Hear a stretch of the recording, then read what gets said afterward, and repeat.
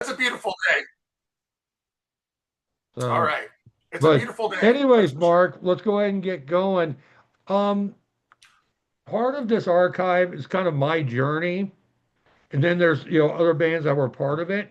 You were very important because prior to meeting you in 96, most my live music experience was really restricted to the cover band circuit, Whiskey Bills, X, TNRs, and Oil Can Harrys because I didn't know anybody.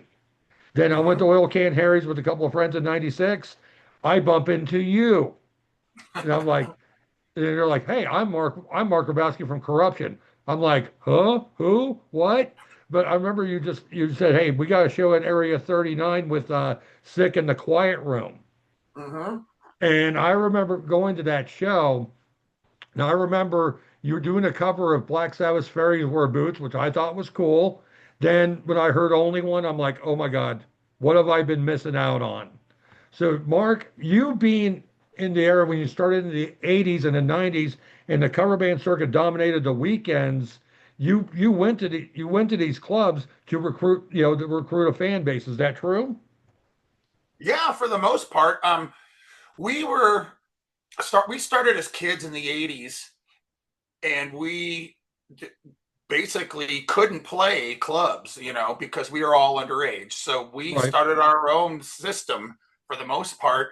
We had we would do keg parties. Some on special occasions like New Year's, we would do a huge party. We would like rent out a warehouse, like an abandoned cloth world or something like that, and get 50 kegs and just have this huge party. We'd Hmm. build a small stage and have bands play with us, and we would get sometimes over 1,000 people at these things. And so we started with our entrepreneurial spirit Hmm. as high Sure.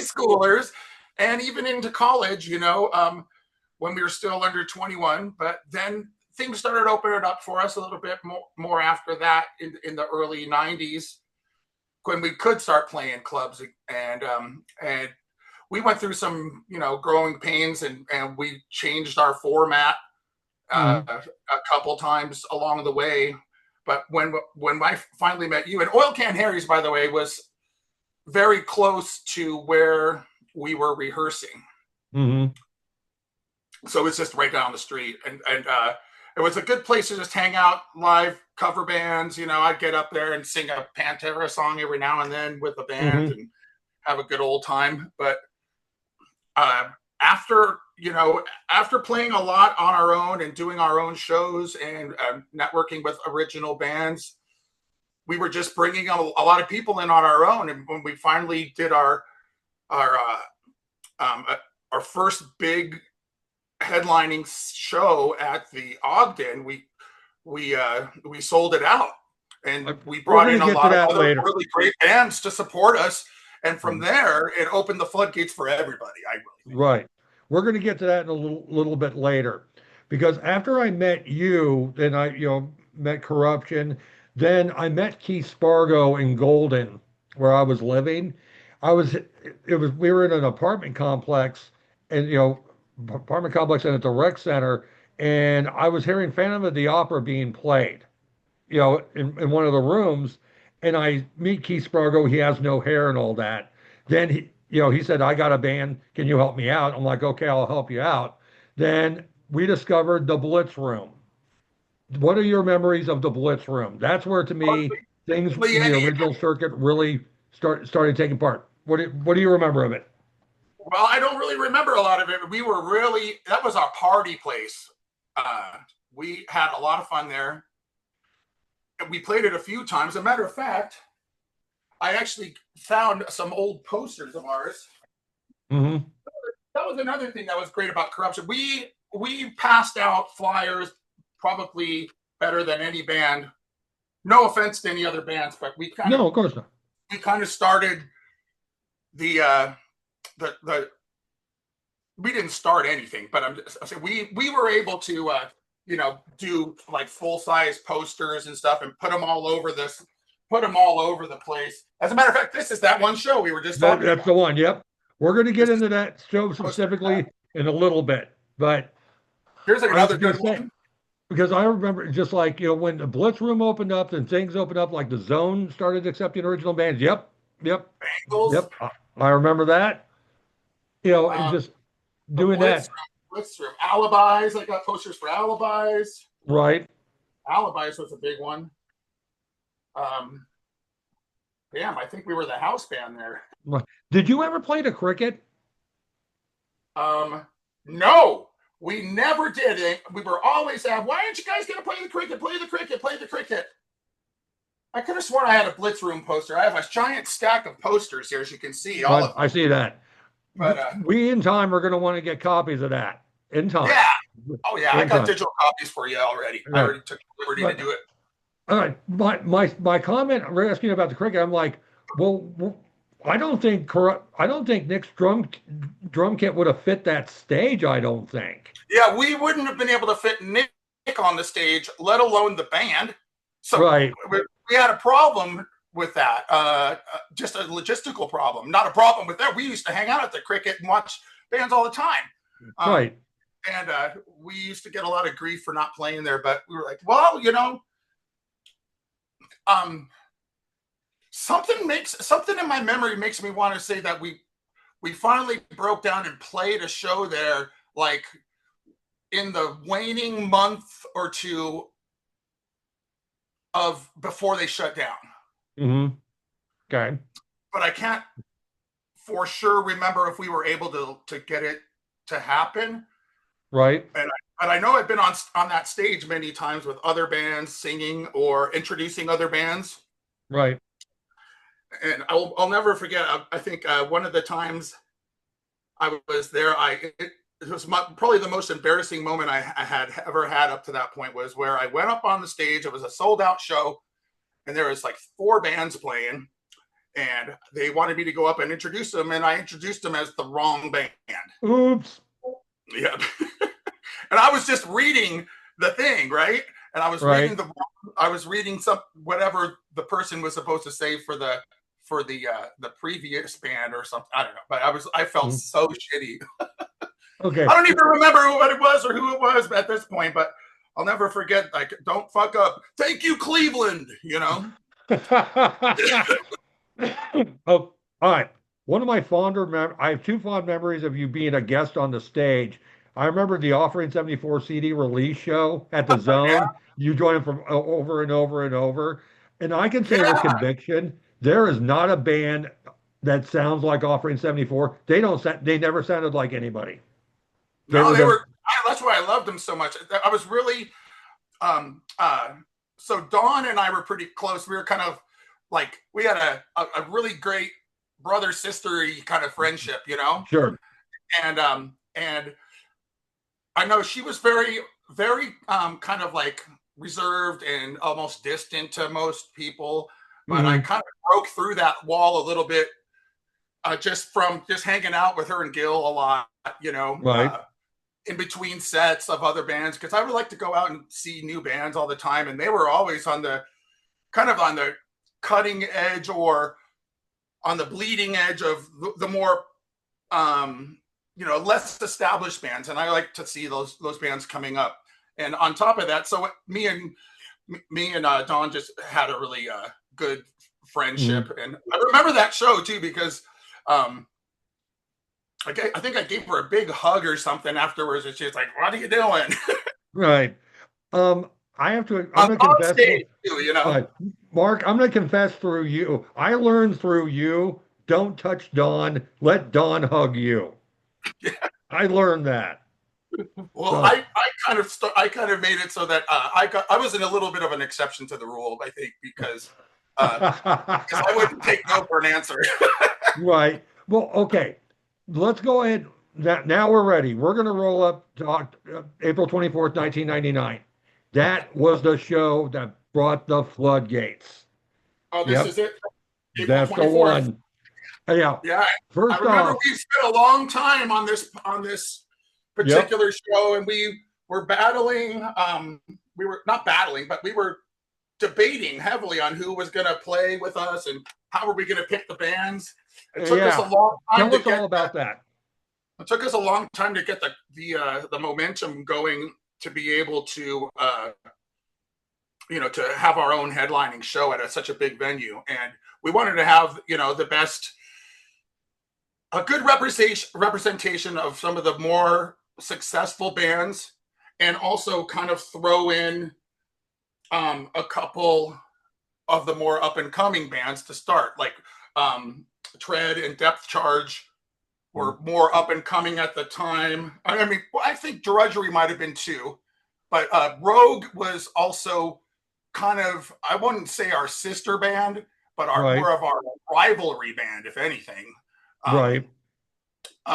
our sister band, I would say, over the years was Angelic Rage, Right. and Rogue would be more of our after this show. It became a little bit more of a competition than it was a brotherly kind of thing to do, because I don't believe we played with Rogue again after that show.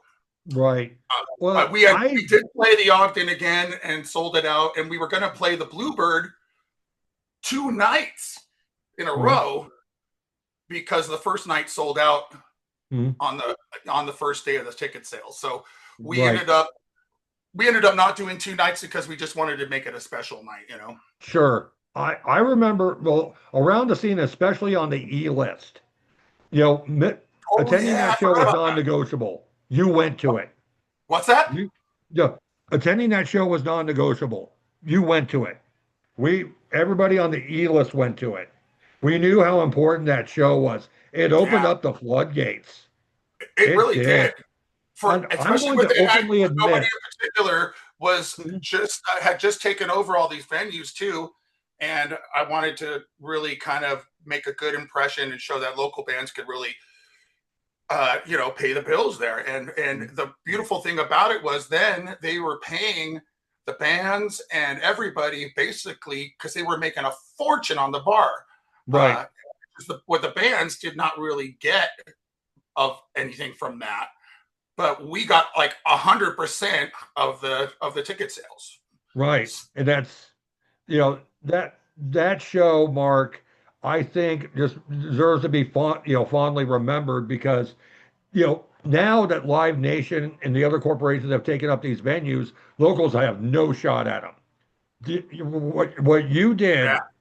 did, for the community, that was absolutely groundbreaking. I could not have played the Bluebird or the Gothic without you. I couldn't Oh, have done it. we So were we in were that really respect, trying. We were local boys trying to do the scene right. I've always been pro musician, especially with youngsters and kids going through high school and college and things like. Because I went to college for music as well, uh, and it breaks my heart to see kids not able to study music anymore in right? school. Um, I actually even to this day volunteer uh, teaching elementary school Mm, teachers how to incorporate music into their curriculum so that when they teach their elementary classes, right, it's they go ahead and mix it in somehow. So we teach them right. songwriting, and we give them a bunch of ukuleles and guitars. Guitars in the classroom was a really good charity that I worked with for a while there. But that's not what we're talking about.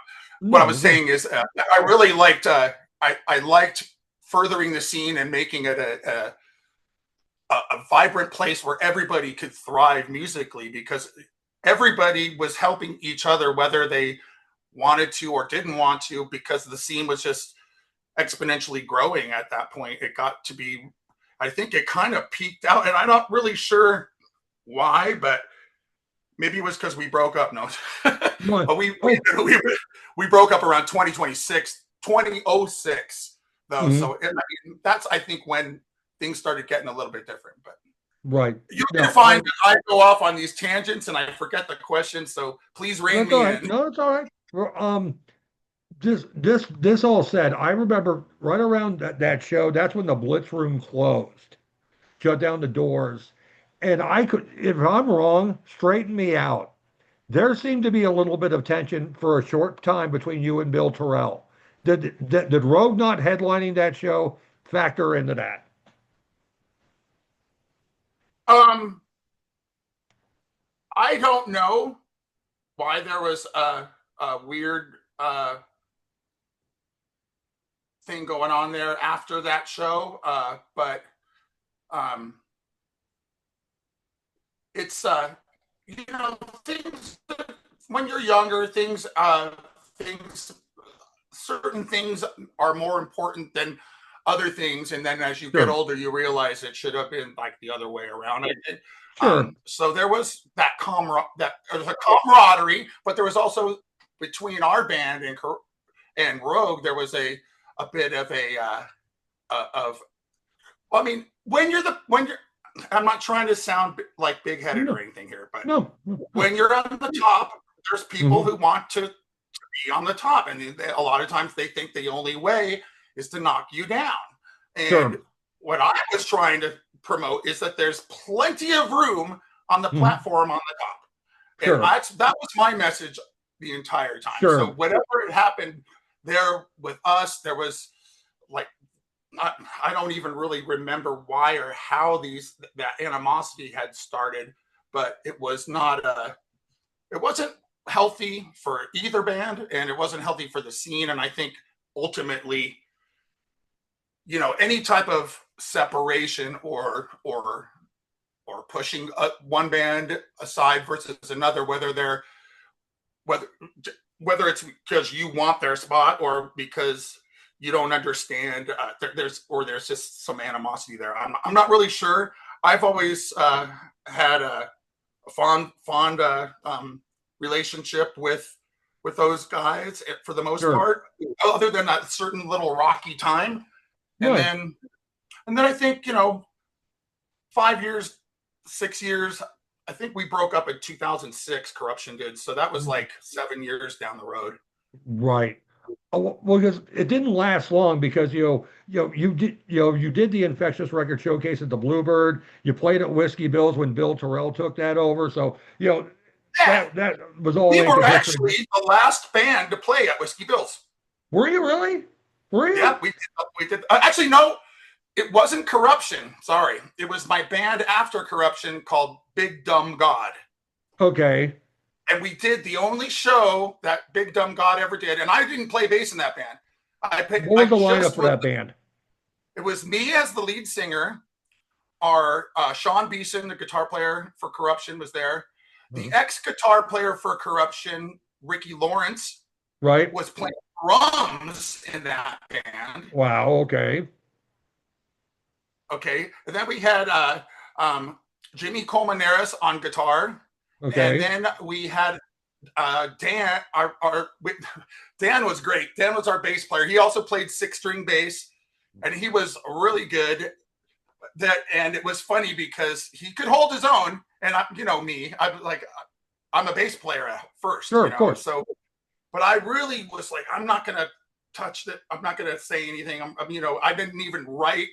Well, that's not true. I wrote quite a few parts in that band, but I never played them. Right Sure. on stage, it was great to be the singer because I could just swing around and go Sure. nuts. I wasn't tethered by a bass or a microphone on a stand. I could just run around and be insane because Henry Rollins was probably my biggest influence as a Hmm. performer, and Hmm. I really enjoyed being free and untethered at that point. But Right. that was the last show that at Whiskey Bill's. Sorry, I Okay. go on a tangent, but No, so Mark, you're maybe doing it's going to come fine. out. Hey, just so you know, Murray Neal from Drudgery, he cites All right. Henry Rollins as an influence too for how he performs. So if you always wondered why he puts his shirt off, that's a big reason why. He took a page. Yeah, so Well, you know, I've never been ripped like Henry, but I really enjoyed seeing him growing up as a kid. I got to see him at Maxwell's. I think it was Maxwell's in Hoboken when I was a teenager during the mm, Lifetime tour, and I was blown away, blown away. mm, right. Good, great Oh, stuff. And that's another oh, thing. I was also. I think I had a little bit of a different situation growing up. mm, I was born 5 minutes away from New York City in Clifton, New Jersey, right on the other oh, side of the Lincoln Tunnel. And when I was younger, like around 9 years old, is when my parents were divorced. Mhm. And I, well, I moved to Colorado when I was 4, but at 9, they Sure. divorced. I spent most of my summers on the East Coast and all of the school year and winter, fall, spring, all the rest of the time in Colorado. So Hmm. I was out there seeing shows in New York City and Brooklyn and Hoboken, all of the killer shows with Anthrax and SOD was just getting started. And it was a great time out there. And then I would come home to Denver. And that was like this cow town, Right, it was a sure. self what do you call it? Self-proclaimed proud town, cow town, right? But we were also Hmm. isolated. We might as well have been in Hawaii. There was no large cities within 1,000 miles of us.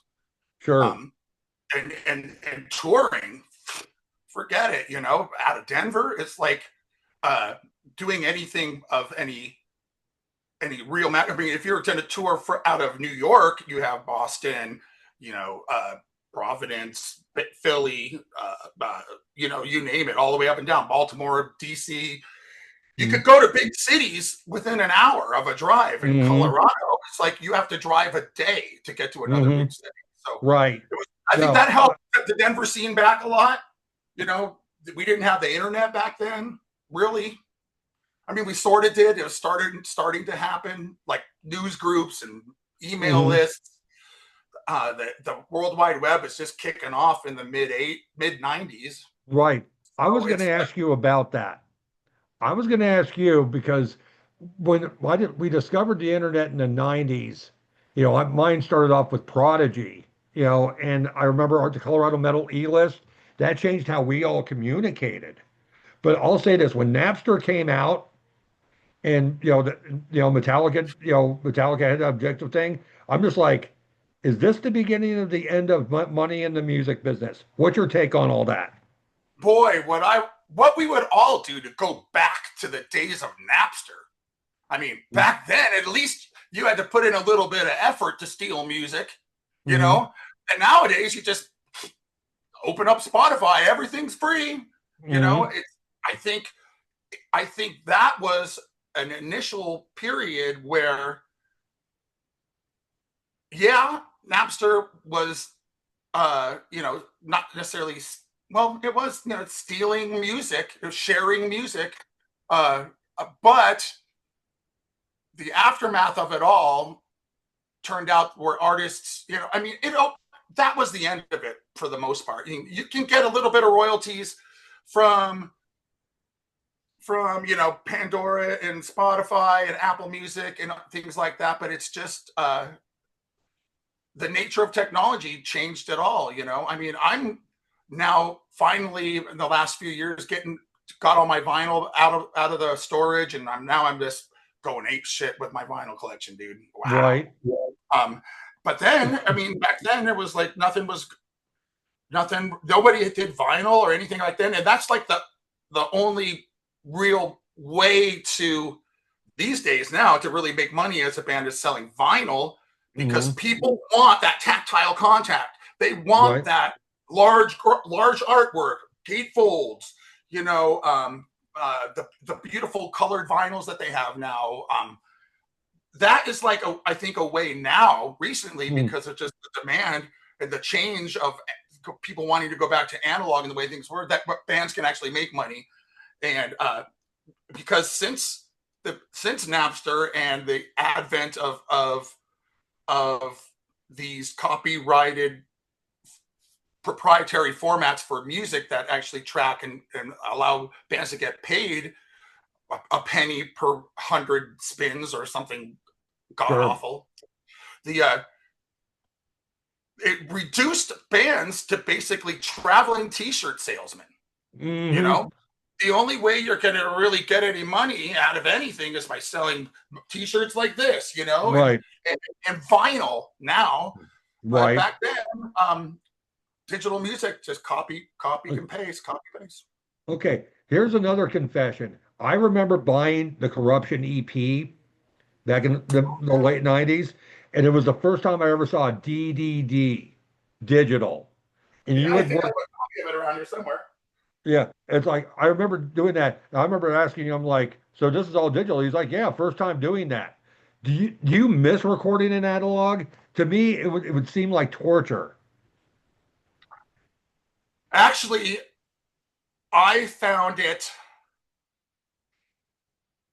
Well, that's a tough question to answer. I liked recording in analog a lot because I've had a reel-to-reel tape deck since I was Hmm. um, two 2 years old. I started playing music when I was two. So when it went to digital back then, digital I thought was a lot harder. Now digital is the way to go. Right. I wouldn't go. I would love. I mean, no, don't get me wrong. If I could get into a 2-inch 24-track analog place like World Famous Studios or something like that in Denver to do a project, I would totally do it. But it's just, I mean, when the tapes alone cost $250 for what is that, 10 Mm. or 15-minute tape, it becomes very difficult. And to make a short story long, um, I after Corruption split, and then I did Big Dumb God, and then I did another short-lived band with Nate. Mm. Um, and I thought he was going to be here today, as a matter of Yeah, fact. it's yeah, he's actually up. He's up in the air in Charlotte. Oh, no worries. Up in the air. Yeah, yeah, he's in an airplane right now. Oh, he's not. Oh, okay. He's not a pilot or something, is he? Yeah, yeah, yeah. Yeah, Well, he anyway, what I was going to say is, what was that? What were you talking about? Oh we yeah. were So talking. I did the project, and we were going to call it Spirits of Murder, Hmm. and it was with the two guys from Crow Now, and then the Hmm. three guys from Corruption. Right. And that would have been the ultimate lineup. That would have That been that would have been the ultimate. it was, dude. We learned Deliverance from Opeth, note for note, all the way through. That's like almost 14-minute long song. And I that believe was it. actually the best song that we had. It was better than any of the originals we had. All right. All right. The Well, guitar those are Opeth. potential, the guitar potential between Sean and Nate, that's Oh, flat out fucking frightening. oh, it Out. was great. It was like, and it didn't stick. That's heartbreaking, dude. I think, I can't remember 100% for sure, but I mean, so this was after, I wish Nate was here to validate this, but I think it was after Big Dumb God that we did that, Mhm. because then Nick came back, right? And I think Sean had some family things that had to happen in Arizona, and so he left for like a month, Right. and then we just never picked up again. Right. And that was Okay. one of those. It's the same thing with Corruption. Corruption, I Hmm. can tell you how that fizzled out. Right. It was, and it did. It ended with a whimper, because Mm. we were rehearsing at my house, and Nick really wanted to change the scenery, and he had just got this new house, and it was a really big room down in the basement, and so he went through all the trouble to soundproof things and stuff like that. But as soon as we moved over there, Mm. it was just a dead room, and it didn't have any inspiration. We just sounded wrong. It wasn't right. And then George then had some family things that he had to take care of, Sure. so he backed out and then that just fizzled out from there. And then Big Dumb God started up, and me and Sean were doing a different thing. Right. Okay. Now another thing we're going to touch up on. I remember, let's go back to you being a guest vocalist. I remember you doing postmortem with Divine Intervention, the Slayer tribute band. I Oh, remember you doing that at Whiskey Bills. If I'm not mistaken, that's the night you met Brian McEwen, my vocalist. If I'm oh, not, I loved Brian. He was one of my best friends in the world. yeah, I miss Brian heart and soul every day. He was one of the most genuine people I ever got to know. But Yeah, he was an amazing person up and down. I don't want to get too deep into his past or anything like that, because he was military, private, like secret military guy, mm, and he did a lot of crazy things in the for America. But he was one of the good ones, man. I fucking love that guy. We hung out a lot together, by the way. Yep, I believe it. And I believe, if I'm not mistaken, Deep Freeze Fest 5, when Corruption and Depth Charge, Flotsam and Jetsam headlined that night. I think Oh, I'll I never saw you. forget that show. That was a wonderful night. That was an 18-hour day for me, by the way. Oh, I I know. bartended at Pinky's during the day. Then I did the monitors, played the show, then took Flotsam and Jetsam back to the airport. I got home at They 4 in the weren't morning. happy with us very much. They were not happy. I remember the blonde guitar player was really mad when we were getting off the stage and they were getting on. Before we got on, the drummer he was just joking around, I think, but he was like, "You can't have a bigger drum set than us." Oh And, God. and it's By the like, way, well, I think he was just joking around, but then the yeah, guitar yeah, player Craig, was yeah. not fucking happy. And I think the singer might have been because I think the singer got a little drunk that night. Eric got shit faced. But I don't think He they were almost mad at yacked in us. my But I car. thought, what? He almost yacked in my car. Oh, gross. So I knew that there was something going on. And I was like, how can he be mad at us? We weren't doing anything other than, Uh, just kicking their ass. but But I just but it's what funny am I because not? you look back at those things and bands were competitive. They wanted to be better than all the other bands, and it's so crazy. I think the grunge scene that happened that was going on too may in the long term have changed the way bands, instead of being competitive, were working together, Mhm. kind of thing, Yeah. but then you kind of also see things like, even with the grunge scene in Seattle and stuff, and you see um, really great bands up there, like Forced Entry Mhm. being kind of, they were friends with Alice in Chains, but then when the grunge thing hit, Alice in Chains was grunge and not metal anymore. And Right. so, I can't really say for sure if they were friends with Alice in Chains, but they were more aligned in the metal area. Right. So I'm not saying that that's global, but it certainly is nowadays. I think bands are less competitive and more cooperative. Right.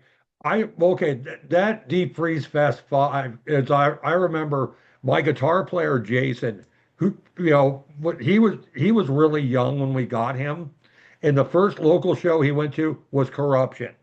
And he's like, I can get into a band like that.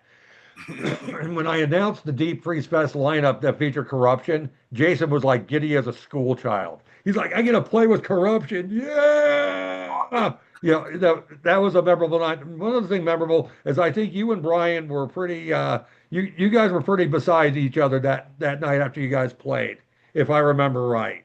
But honestly, let's talk about your opening for Nationals. My experiences with it is that when you open for Death in Boulder, that was Ricky the Rookie's first show. Yeah, it sure was. And I remember he was pretty nervous. Actually, I was more nervous for him than he was. But and also Ricky Lawrence was a huge Death fan, and I was a little of a Death fan because I just, to be honest, I was always the poor guy in Corruption. To be, Sure. I didn't have any money. So my collection of music was, and back then, you couldn't. I mean, we're in such again, an isolated city, and you can't really, whatever came here, it's just difficult to get good music and things like that, unlike it is now. But then I got to meet Chuck that night, and I remember Right. they were all looking at us. But I remember Chuck was there like this on the side of the stage, watched our whole set, Hmm. and he was staring at me the whole time, hardcore. It was wild. And then I was like, wow, Death is the real deal here. The Uh-huh. irony is, after Corruption split, and I went through those couple other bands, and I said, I'm going to retire from music and just focus on my computer career for a while, right? Sure. That didn't even last 9 months before my friend Hank Sherman, who's the guitarist Hmm. for Merciful Fate, called me up Sure. and said, I'm doing this new project called Demonica with Craig Cicero from Forbidden Hmm. and and Paul Bostaff from Slayer, and the Mm-hmm. singer for Battalion, Klaus Heyer, and goes, and we need some bass tracks done. And he goes, would you be willing to do some? And I'm like, how about if I just join the band? He goes, Sure. okay. And the next thing I know, I'm in an international band, and I record the record, and a year later we're touring Europe, and I'm like, wow. When you Right. least expect it, now and the funny thing is, I'm not playing any shows in America anymore. I do Right. the I do the Demonica thing, and then I come back from that. Cephalic Carnage calls me up. I get to tour with Cephalic Carnage on their last album that they put out. I was the touring bassist. Nick, the bass player for Cephalic, had a family emergency. His girlfriend got into a bad car accident, and I was called up with 3 days Mm-hmm. notice. Say, can you do this show in Austria and then the whole tour? And I'm like, well, yeah, let's give it a shot. And I cram that music for 3 days, and next thing you know, there we are. And Cephalic Carnage is no easy task, and they're a Denver band too, right? Right. So, Now, what was their tuning? Just curious. What was their tuning? well, it was standard tuning, whether or not it was D or or or uh, or C sharp. I can't remember. It was down tuned, but standard. You know what Right. I mean? Okay. Yeah. So it's I like was every always curious string because all the way down. yeah, because Cephalic sounded like nobody else. They were Trust me, unique. they genre jumped, which was a lot. Which was no other local band did that genre jumping, Right. and that's why they were signed. They were not popular locally, but they're Yep. super popular internationally, and Right. that's why it took none of my international bands, including Denner Sherman, which was Mm. on 2 albums on Metal Blade Records. Right. We never played a show in America either. Right. I was in the band Martridon, and that Mm. last album that came out, no shows at all. The band was split up right after the album came out for some internal reasons with the other members. And Sure. but that was a great record too. But what was the question again? What was the Okay. point? I'm going to roll in my point. I think the most talented person I've ever seen in the Denver music community was Dave Otero, and he did Corruption's record. We were Dave Otero's first full length record. Hmm. And we're all well aware, Dave Otero and Flatline Audio is pretty busy today. Are you going to attend his that Flatline Fest this year? Oh yeah, oh You yeah, yeah. know, Believe me, if Corruption. You know that Corruption recently got back together again after right? I saw the show. we got back together with Studen, Hmm. and then Studen passed away. Right. And it took another year to find a drummer, 12 auditions. And then we did the show, and then it just wasn't a fit. So we broke off from Sure. our new drummer, and I was kind of upset a little bit about it. It's like I should have been more thorough in the interview process. But at the 12th drummer, we're just like, put a warm body there. Sure. But I mean, that was capable, right? And then, I was just damn, I even cut off all my hair. The band kind of disbanded for a little while, and now we're going to pick it back up again and Sure. see what can happen. But I just finished recording bass for the new Battalion record. That's a Klaus's little band in Denmark. So I'm still doing a lot of stuff internationally. Yet it's, I guess I keep going off on a tangent here. I should keep a little notepad here so I can make You're sure fine, bud. You're fine. You're giving me good stuff. Here, for actors, man, and then you could just edit this stuff later to right. make it and let it make sense. Oh, dude, you're doing fine. But here's the big one, and I have it on the website. Behold the future of music in the year 2100. And one of the intentions of this archive is for all this footage in this book to be read by people in the year 2100.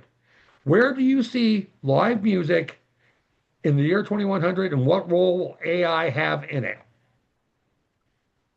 Well, Okay, so that's the thing is the second you say anything about AI and its role, AI advances tenfold in the sentence that you've said it, right? A year ago, I mean, you couldn't do half the shit that you could do with AI now. And I was having this discussion last night, as a matter of fact. I think that it's getting harder and harder to tell where the music or the vocals or anything like that. Um, when I say music, I mean guitars, bass, drums, strings, fucking keyboard, everything that's happening there is it's harder to determine what it is. I mean, I think it's really easy to determine if something was written, Mm-hmm. the words written by AI, because it has this cadence and this artificialness that I can spot like that. But Sure. the worst, I mean, nowadays it's getting a lot harder with the Suno DAW. Now you can use AI as a musician, use the tools that AI provides you to create music a lot faster and to get your ideas out. So if I think the people who are most upset about AI in music are the musicians, because it disrupts their workflow. And now anybody can be a composer, right? You can just go into AI and say, this is what I think, this is what I want, this is what it's about, this is this one. And you could just prompt it to write a fucking symphony or a thrash album or ambient record or whatever it is, that whatever kind of music it is, right? And this is now. So when you say 2100, we're talking 75 years from now, 76, 74 Mm-hmm. years from now. What was music? What was the state of music in 1950? We did not have stereo yet. Not yet. Everything was on vinyl. There's no cassettes, no tapes. I mean, things were Mm-hmm. recorded to tape, but then cut to vinyl. Nobody had a tape player, really. Mm-hmm. I think reel to reels came out before before any types of 8 tracks or cassettes or anything like that. But my point is, how far have we come there, right? From Right. 1950 to now. Think of exponentially from now to then. I don't think we have the ability to even say that, because in 1950, if you said digital music, what's digital, right? Right. It's so, I mean, we're talking about predicting a few. I mean, we're talking about music will be ethereal. It'll just float in the air. Or, you know, how are you supposed to know that? I mean, but I think as time goes on, and I think it's going to be within the next 10 years or so, people are going to not really care as much about studio recorded music because of AI. And I Right. think everyone is going to embrace live performances, live music. And Mm-hmm. then live recorded music is going to be the dominant form of consumption for true musicians, right? And then, I mean, right now you could AI can generate amazing music, and it's, I haven't used it at all, but I'm starting to see where I use Reaper for my DAW, and I've recorded the last the last 5 records I recorded were in Reaper, which is a completely a manual recording digital workstation, you know. So Right. I saw the Suno DAW, and I'm like, wow, look at what you could do there. Look what I can get my ideas out without even having Mm-hmm. to pick up a guitar but you know, it's kind of a double-edged sword, right? And Mm-hmm. so that's what I say. I think saying 75 years into the future is too far, Ty. I think that Yeah. if you could say 10 years in the future, it's even hard to predict. But I think my prediction is that live music will be the dominant way to consume music, and that's what people will want, because they're sick of artificially created music. They want art, music, everything that's beautiful in life created by humans to be played by humans and consumed by humans. Whereas, and there'll be people who just want to go to the stadium filled robot band with all the lights and the fireworks, and people are, that's fucking kick ass, Right. and it would be kick ass, I'm sure. But when it really comes down to that, and I don't want to say it's going to end up being boutique or anything like that. Maybe right now it's boutique to have have real music and go to seeing bands still at this point. But yeah, and that's what I think. I think that live music is going to prevail, and the AI generated music is going to just become so oversaturated that people are just going to stray away from anything that's not a live recording. Unless you like that crap, Right. the fabricated crap that's written by AI. And I'm not even saying that it's bad, but it's going to get really obnoxiously, eventually well, I don't know. I can't even say that either, because AI gets better and better every year. And I'm having a hard time separating the music that I hear. And Right. it's amazing. But when it comes down to it, I mean, Ty, you hear AI generated YouTube videos and you hear the cadence of all of the voices. There's 100 different voices that they have, but they start getting repetitive. They use the same. They start off with, "What if I told you that?" And then they end that statement with, "This is going to change the way you look at this forever." And then they'll say things like, "It's not this, it's this and this and this." They just do the same cadences over and it's, well, kill me now, Right. horrible. But AI is a weird topic. Right. I can Nobody knows. Who knows? Maybe we're batteries in 10 years, like the Matrix. Right. My feeling on it, I think there's going to be a group of people that are just going to want to do music the way we did it. That's, the way we do it. Just basically, straight up electric guitars, and do that, acoustic drums, all that.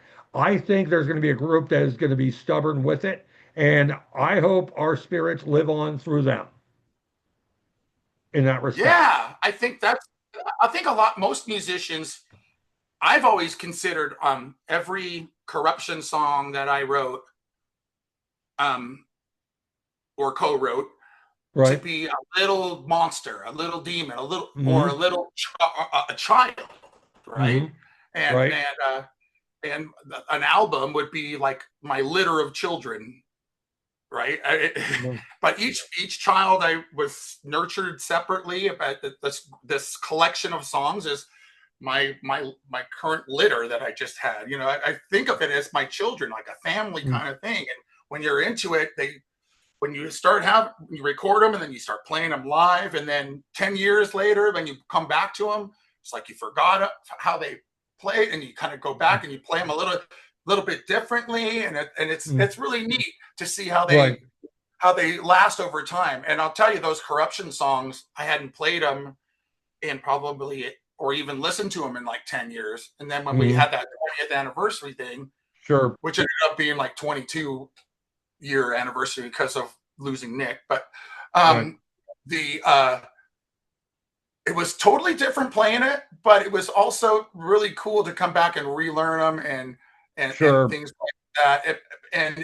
I was proud of it. And that album really, to this day, stands the test of time. It's a shame that record did not get picked up or released. And that was another thing. We tried so hard, Mm. but we didn't have most bands that got signed that we knew were not interested in helping us. The only band that was interested in helping us was Testament, and we Right. played with them twice, and we were getting ready to tour with them on the in the U.S.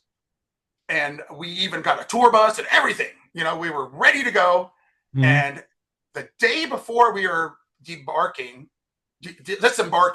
for the tour to meet them in Texas, And then they said, well, the new manager called us and said, oh, well, the old manager's been fired and I'm the new manager. And my first thing of business is to drop you from this tour. So goodbye. Talk to you never. And we were so sad about that. But that would be sad. yeah, Also, but I guess my point is, go back to the question. I'm sorry. all right. Here's the question. I've asked that. I've got Peace, Love, and Destruction. Shane and Eric were part of Yeah, this, and I also remember. Charles. Shane's a good guy. Yeah. Sorry, go ahead. Good. Yeah. They gave me an interesting answer, and Charles Edward from Seraphim Shock, who I had a podcast with 2 weeks ago, gave me a very interesting answer. Oh, I'd like Shane to hear that. Martlet his wife brushed off an idea. Hey, what if bands of today and in the future covered songs from Peace, Love, and Destruction or Depth Charge? Or would you be okay with a band covering Corruption 25 years from Fuck now? yeah, You'd be totally. good with that? I would love that. I mean, I don't think I've ever heard a band cover a Corruption song and where I could stand there to the audience and listen to it. Right. Where I mean, like Demonica tried to cover a Corruption song because Demonica at one point we're going to do a song from every guy in the band because Sure. Paul Bostaff rejoined Slayer right before the studio project started. So we ended up using Marc Hernandez on drums for that. But that was an international project. And that was the only time I really had heard a Corruption cover, but I was playing at the same time. So it wasn't really the same thing. But I will say when I was in Cephalic Carnage and we did a show in Iceland, and we headlined a festival there in Iceland. It was called Istnaflug. And that translates loosely to party with your balls hanging out, I think. Oh, boy. That's Icelandic for that. There's a word for that in Icelandic. But anyway, there was a band called, is either Plastic Gods or Ophidian Eye, an Icelandic band that covered a 17-minute long Cephalic Carnage song. Ooh. And I'll never forget the look on my bandmates' faces because I was just the touring guy. I didn't write any of these songs, and they were all Steve Goldberg, who had a tear in his eye watching them play this song, and I was like, "Wow, that is really cool. I would love to see that." Sure. I'm very curious. Why did Maris the Great not kill Corruption? I know! That reminds me, there's something I found just recently. And I thought I set it aside for this particular interview, but I guess I didn't. But it was a Maris the Great and the Faggots of Death CD. Right. So we had planned this numerous times. And the one time that it was going to go down, it ended up not going down because I think he didn't make it because there was a huge blizzard and we were playing at this weird place and it was upstairs. And all the bands had to move their gear upstairs and it was downtown. What was that place called? I can't remember. We all had to move our shit up and down in an elevator. I think we played with Esovae on that show too. Was that the Sherman Event Center? Marilyn. That was it. Yeah. Yep. As a matter of fact, yeah, I was at that show. In fact, that was a very, very. Yeah, thank you for reminding me. That was really weird. It was a Halloween show. Yeah, it was a Halloween show, and it was blizzarding, and it was upstairs, and it was a weird show. Not a lot of people showed up, maybe 100 at the most. Right. It was challenging. You could put 1,000 people in that room. Yes, you could. Yeah, that was. So it seemed really empty, yeah, I don't. Ty, I'll tell you, Corruption probably played probably played at least 1,000 shows in Denver from I don't doubt that. 1986 through to the end. And so there's a lot of shows that and performances and situations and bands that we played with that I just fucking don't remember, man. And I'm really, really happy that you're doing this Right. particular Yeah. project, because it's going to dust off a lot of cobwebs for not only me but a lot of other folks. Mm. And it was such a special scene. It's really a shame that there weren't more people locally. I remember when Corruption did get signed to Mm. a label, and they were a Sony label. It was called Chaos Records, Okay. and we were super excited, right? And they had nothing but hardcore rap, like gangster rap and Mm. hardcore stuff, and they wanted to expand it to hardcore metal too, right? They were Mm. kind of taking the Def Jam thing to the next level, but right. And then so we got all that done, and everything was going in the right direction. And then, literally the day before we went to go sign the papers and we're going to have a big thing, press, everything, that Sony pulled the plug on Chaos Records and decided to change it into a label called the Work Group. And they signed Fiona Apple, and it was going to be female dominated folk, lesbian folk music, Oh. essentially. And the exact opposite of hardcore metal and punk and hardcore gangster rap. So all of Mm. those bands were just dropped. And I was like, asking Jay, who was the president of the label, like, why don't you just start another label and just keep this one going? Oh, well, that's not how it works. And Mm. who am I to ask? But it was a shame. Right. And I think, but I was going to make a point about your question. Sorry, Ty. No, don't be. You're all right. I I'm got gonna. distracted again. No, it's all right. I'm gonna share one of my You favorite were memories. asking about you were asking about a specific thing, though. Well, okay. Well, I was about why didn't you get killed by Maris, and that all Oh, fell right, through. right, right. Just never happened, and we were always bummed about that. And I was a huge advocate for that. And Right. It but puzzled it was me, an and honor to have that it done to puzzled you. me It was a because all right, two bands he should have killed. He should have killed three. He should have killed Buzz Bomber in the M80s. He should have killed you. He should have killed Esovae. he didn't get to kill Esovae either, huh? He didn't kill Esovae either. But those Oh, are wow. those are the three. But all right, one of my favorite memories of you and I me. remember Maris used to give uh, Marilyn all sorts of crazy shit. Like he would say some things to Marilyn that I've never heard anybody say to anybody. Right. And it's only because he's Maris the Great that he can do it. Yeah, and he would make all of these like it's like I remember he said something like I can't remember exactly what it says. I don't want to put words in his mouth. He goes like he said I was standing right there and he goes you'd make a fortune doing lesbian porn or something like that. And I'm like did you just say that? And she's like Maris, that's a great idea. This So leads to one of my favorite memories of you and me. I remember Depth Charge. We played a show that Big Q Productions pulled up. Filth Industry headlined it. And we were on third. We played our oh set. And this is, you and Brian were becoming pretty good friends, so you made the show for it. And I remember seeing us, you and me, just side by side, watching Filth Industry and just fawning over their multi-instrumentalist, Jennifer. Jennifer is the most beautiful woman I ever saw on a stage. And you and I were just like, oh my God, this is great. You, yeah. you at Oil Can Harry's, you and I were fighting over a woman. And now we bonded over one.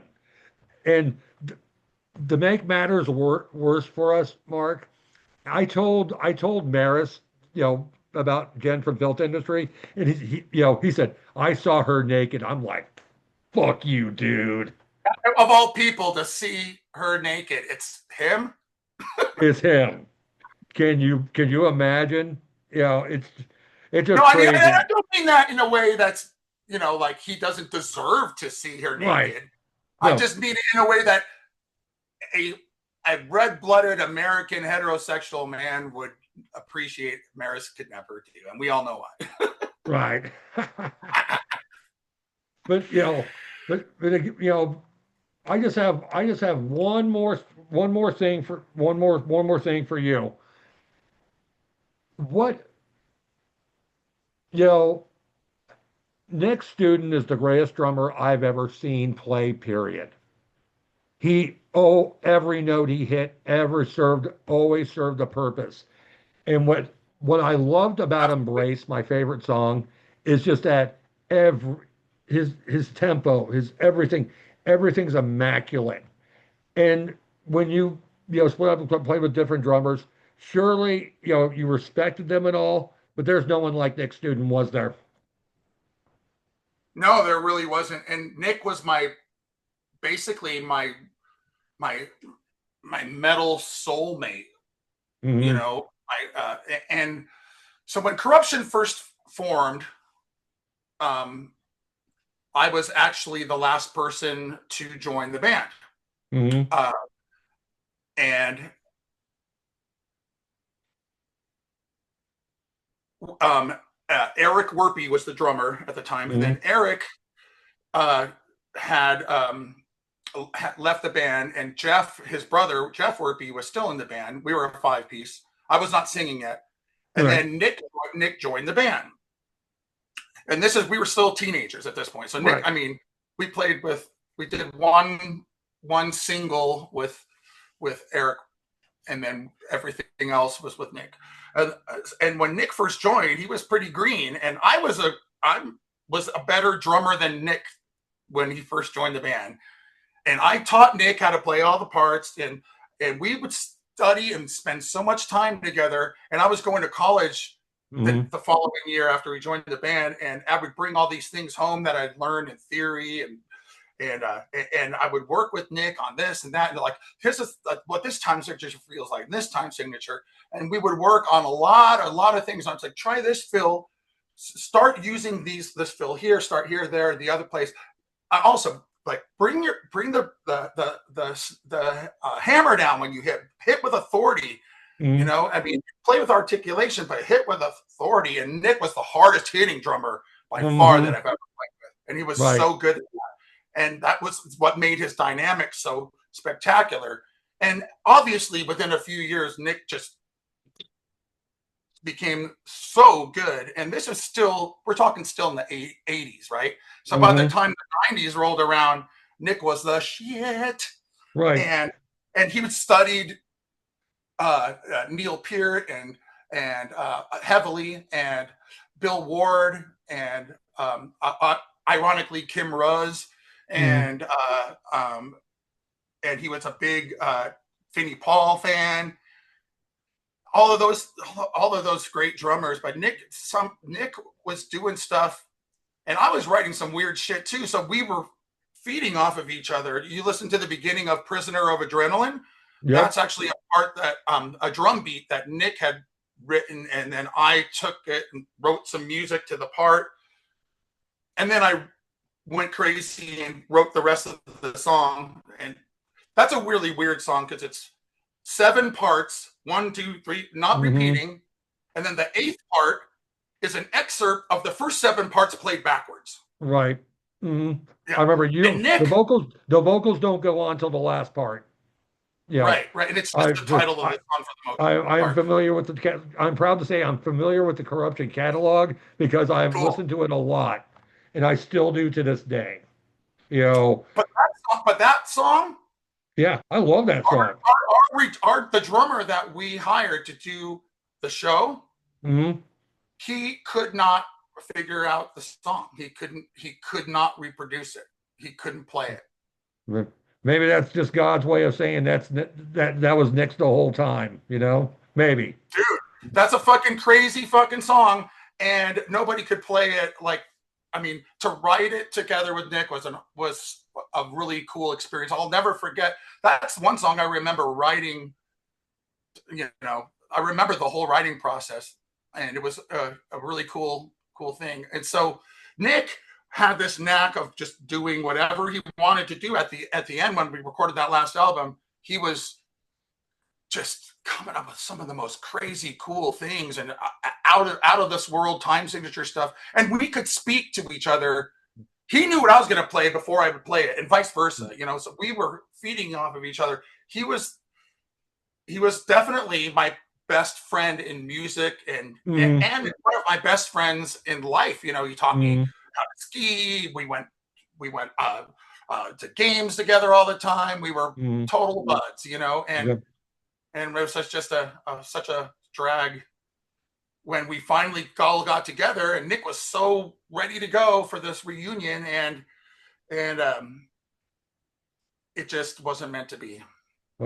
Okay, that's going to roll into one final song we're going to talk about, Godsend. 2 weeks from tonight, March 1st, it's going to be the final Zoom. It's going to be the final group Zoom. Marilyn's going to be part of that.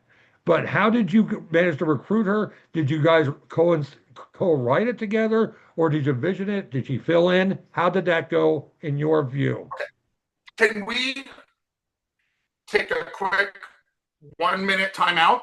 Yeah. So I can get something to drink real quick, and I'll come right back and we'll see you in a second. That question. And also give me a minute to think about it. So I'll be right back. Nice, yeah, no problem.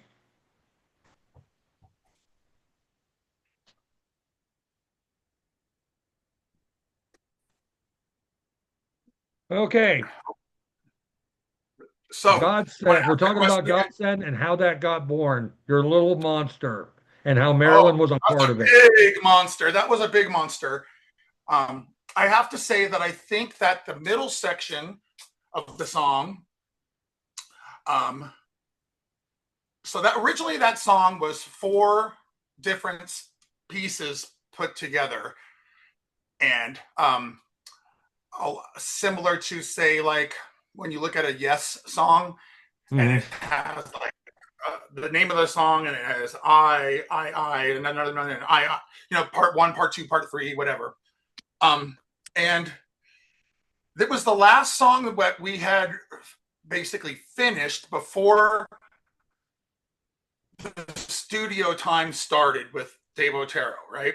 And we actually moved Dave Otero into our practice place for months, and we paid him a large sum of money up front to do the record, and he basically moved in with us for months. And we recorded Godsend first because it was the last one recorded. However, the vocals had not, and the lyrics had not been finalized yet. So ironically, I also think that there's a little bit, in my opinion, there's some mistakes on that song in other sections other than the middle section, but I won't even go into a lot of that stuff. But Sean wrote a part at the beginning, and Nick wrote that second part, and then basically I wrote all of the music throughout that other part of the intro. And then when the clean part comes in, there's a story that goes up. Well, the middle part is this epic clean section. It's probably 5 minutes long. So the song is over 11 minutes long total.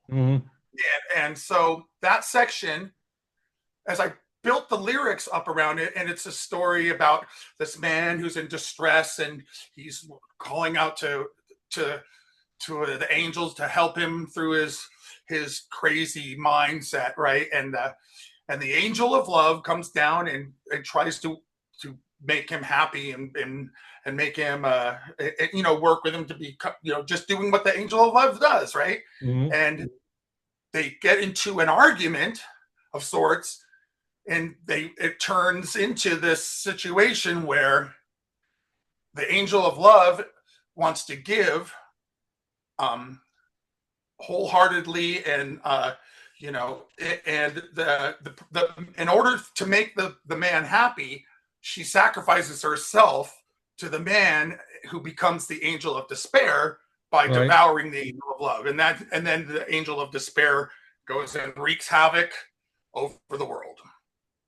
So ironically, love in the end wins because it's fully whole sacrifice. But in the end, evil manipulated good for its own betterment and things like so. It's a deep fourth in the middle section, and my very first choice was Marilyn. Right. Because Was she that was really your the only best choice? singer. She was the best singer in town. Period. Yeah. Yeah. Really. Yeah. And I was going to say, I don't, you didn't consider anybody else. She was the gal for the job. correct, correct. Yeah. And and and then when it finally came down to it, right? I had sung her parts and my parts in a scratch demo version, right? Hmm. And I showed her what they were and how they worked on each other. And the last note I sing is a harmony, and I hold it, and it's a harmony to what she sings, right? Hmm. And it was a very difficult song for her and for me to write because the whole part is chromatic.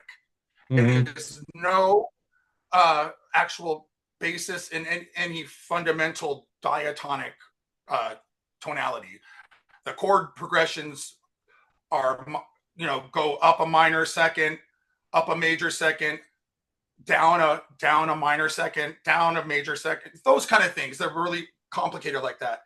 And when I brought it to Marilyn, she was like, wow, this is really weird because the melody is like la la la la la, very chromatic. And then she's like, why don't you just sing my part? Why don't you sing in it by yourself? I'm like, because you got to be the angel of love, and it's we had to play off each other. And then we went, and this is actually after Dave Otero had moved out of the house, and our studio time was over, and we still had not gotten Godsend lyrics or vocals done yet. So we had to go up to Boulder to his mom's house where he had moved into. You got to understand, Dave Otero at this point was either 1 year out of high school or maybe his senior year in high school. I think he was 1 year out of high school. He was right, but he was still running his studio out of his mom's basement. He was 19 or something, right? So that was we went to Dave's house for a couple nights with Marilyn, and I remember just walking through it, and she just was so good. And this is cool. I kept it. I kept all of that hidden, not hidden, but secret from the rest of the guys in Corruption. I didn't let them hear anything we were doing yet. I'm just trust me on this. It's going to work out. It's looking good. And I remember about a week before we had finalized it all, Nick and Sean were like, we need to change Godsend. This middle section's too long. We need to cut this. I'm like, no, don't. We're not doing anything. Everything's written to the specs here, And then we brought it in. I brought it in, and I'll never forget. I put it on, and those guys were just like, what happened? Holy crap. They were blown away. Nick actually fucking had a tear come down. He goes, Mark, I'll never doubt you again. Right. And it just turned out really so fucking magical. And Marilyn's emotion and her delivery on that song were just so special. It was hard for me. She pushed me to be better. I actually went back and re-recorded my lines to step up to the plate with hers, and because I needed to stand toe to toe, and mine were cutting it, so I went back and sang with a little bit more, emotion, and you can really feel the pain in that song, and I really appreciate that she did that. And then she went. Not only did that, she actually played the song live with us. Yep, I was there that night. I did your monitors, and you didn't tell me she was singing. You didn't tell her because Corruption only needs one microphone. And Scott Dankel that night, was there too. He's like, "Hey Ty, you need a second microphone." I'm like, "What the fuck are you talking about? It's only Marc on vocals. Marilyn's singing tonight." I'm like, "What?" So during Prisoner of Adrenaline, one of my faves. I kind of have to kind of get a Shure 58, get that all set up, and it was set up. I'm just kind of like, how come no one told me? But the night that night that I remember that set vividly. That was a great evening. We had actually done this really. It was her idea, but we had done this cute little thing where there's this line that she sings that is exorcise your demons, right? Right. She would get up on stage and we would kind of do this little thing together. I've got to understand, I was playing, so I was just moving with her. She'd go, exercise your demons, you Oh, know. So we oh did God. that was like the only choreography Corruption ever had. Right. All right. All right, buddy. All right, Um, Mark. That's but I'm going to a tell you, I love